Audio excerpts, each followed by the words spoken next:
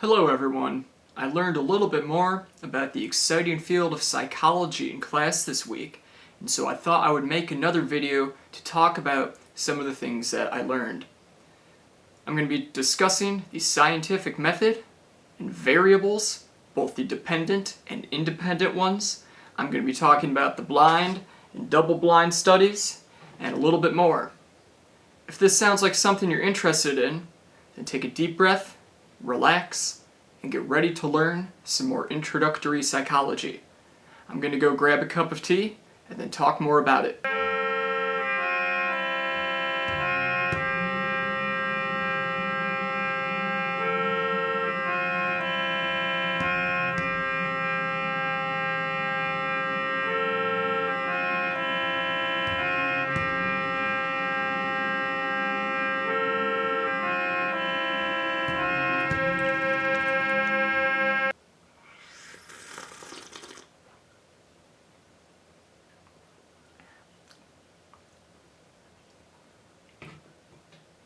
The scientific method.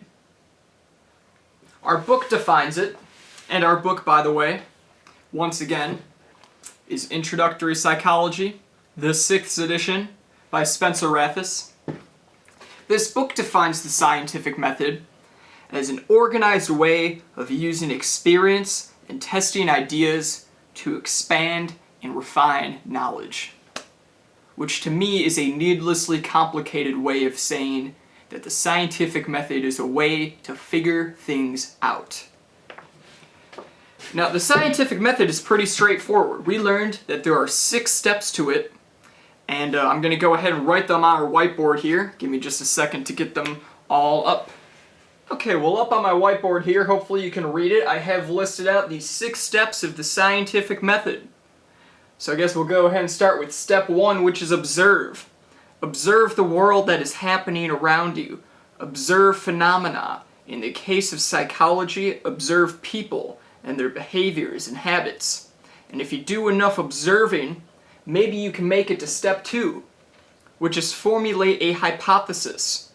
Once again, I'll refer to the definition of our book that states in psychology a hypothesis is a specific statement about behavior or mental processes that is tested through research.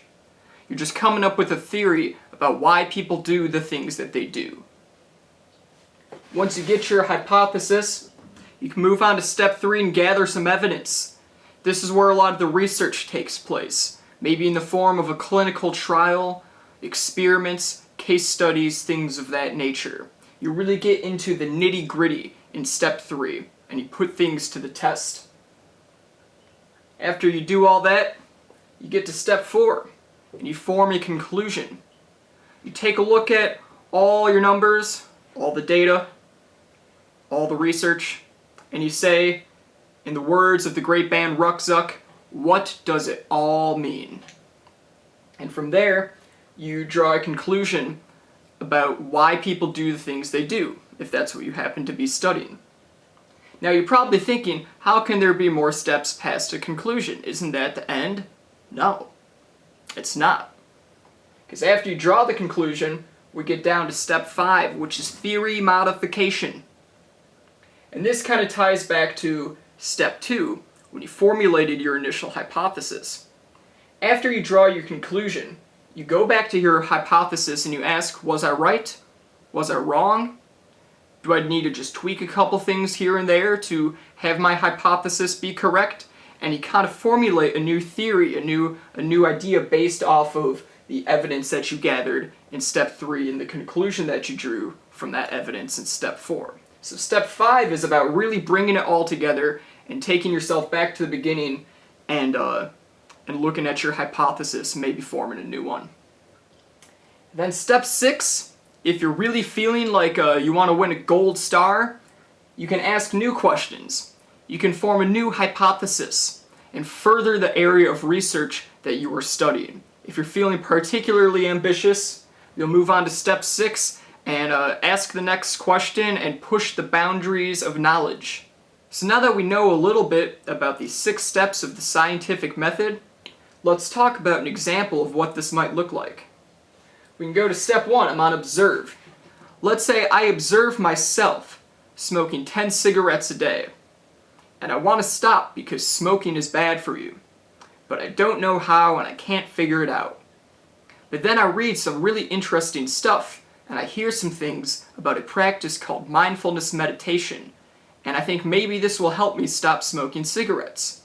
And so I formulate a hypothesis here in step 2, and that hypothesis is, after 2 months, if I practice mindfulness meditation for 20 minutes every day, by the end of the 2nd month, I will completely stop smoking cigarettes. And so for the next 2 months, I enter step 3, the evidence phase. And I practice mindfulness meditation for 20 minutes a day for 2 months. And at the end of 2 months, I haven't completely quit smoking, but I'm down to just 2 cigarettes a day from 10. So after that 2-month period, I move on to step 4, which is the conclusion. And my conclusion can say something along the lines of, while the mindfulness meditation did not totally eradicate the habit of smoking, it does appear to have some benefits in reducing the amount of cigarettes smoked each day. I went from 10 to 2. So that's a pretty cool conclusion.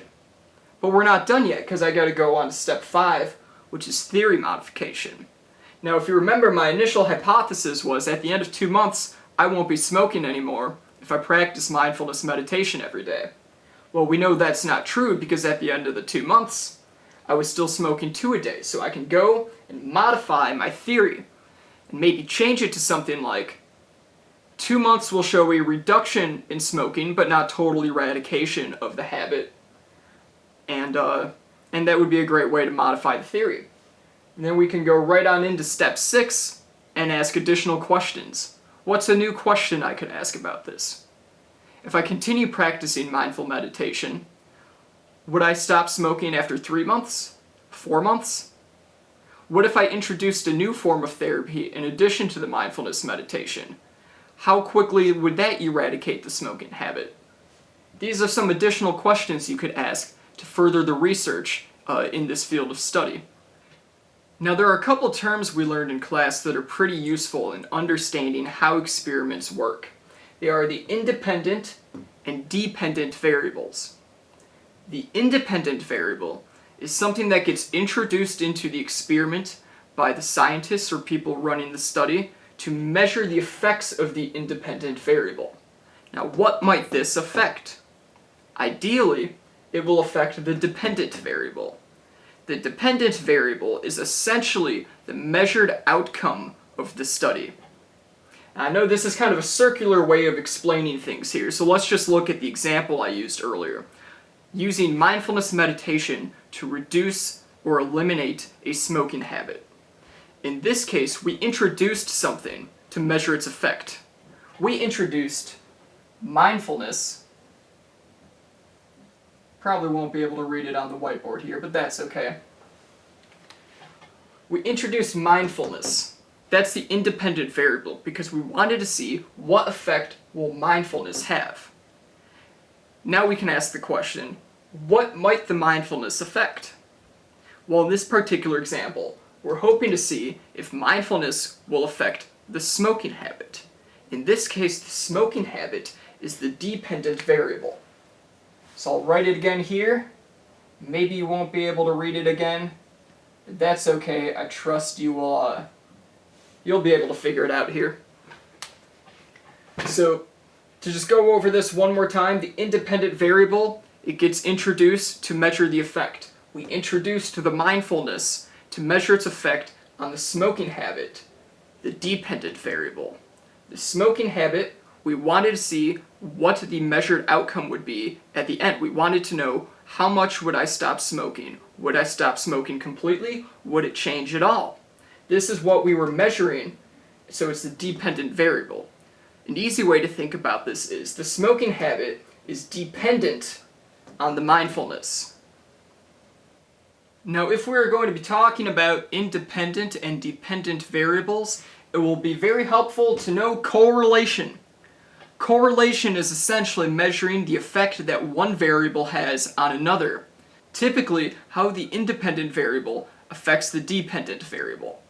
If we go back to the case of using mindfulness meditation to reduce smoking, we can see there is some kind of correlation between the two. When you introduce mindfulness meditation, smoking goes down. So in this case, we would actually say there is what's called a negative correlation between mindfulness and smoking. Because when you introduce mindfulness, how does it affect smoking? Well, it goes down. And a lot of these are arranged in little scatter plot graphs where you can see, for example, in the book here, maybe you can see it. There you go, now you can see it. You can see an example on what a negative correlation looks like and what a positive correlation looks like. You see all those dots going down for the negative correlation and going up for the positive correlation. Now let's say, what would a positive correlation look like? Well, we can keep smoking the same. Let's just change the independent variable. Let's change the mindfulness to stress. And that's a pretty subjective and undefinable variable, but we'll make it work in this instance. So in this case, if somebody is stressed out, they have more stressful incidents each day. As they experience more stress, the smoking no longer goes down. It goes up. So in this case, we could say there is a positive correlation between stress and smoking. Now, one final note on correlation and this experiment with mindfulness meditation and smoking. Correlation does not equal causation. Now, what does that mean? It means that correlation doesn't prove that one variable influenced another. In this case, it doesn't prove that mindfulness meditation caused somebody to stop smoking. It merely suggests that there might be a relationship between the two. But let's say when the experiment started, somebody really just wanted to stop smoking, and that sheer willpower alone was enough to get them to quit. The mindfulness meditation maybe just happened to come along at a convenient time. Stuff like this is what gets discussed if somebody tries to say correlation proves something. It doesn't. Chaos theory has taught us that human beings are complex and confusing creatures. We can never predict with 100% certainty what we are going to do and why. Blind and double-blind studies. A blind study is when a person, patient, or somebody participating in the experiment does not know if they are receiving the treatment or not. Blind studies often use things that are called placebos, which is a fake treatment. This is used to prevent any sort of bias from infiltrating the experiment. If somebody receives a treatment and thinks that they're supposed to be acting or behaving a certain way as a result of the treatment, they might behave that way whether the treatment is causing them to or not. So sometimes people will be given a placebo, like a fake pill or something, a pill filled with sugar, and are told this is the treatment. And then they can see the authentic results of the study. A double-blind study is when both the patient and experimenter do not know who has received the treatment in the experiment. Double-blind studies are used to help prevent bias in the experimenter. If the experimenter is really passionate about a field of research or a specific type of treatment, and they really want this treatment to work, perhaps when they read the results of the study and they try to draw up their conclusions, they're going to be a little bit biased and kind of interpret the numbers to get the effect that they want. But in a double-blind study, you won't know who's getting the treatment or who's getting the placebo, so when you look at the numbers, you have to come to an honest and unbiased conclusion about what it all means. Double-blind studies also typically bring in an independent third party who is neutral about the treatment itself, and they can interpret the results or help interpret the results. Well, that's all I learned in my Introductory to Psychology class this week.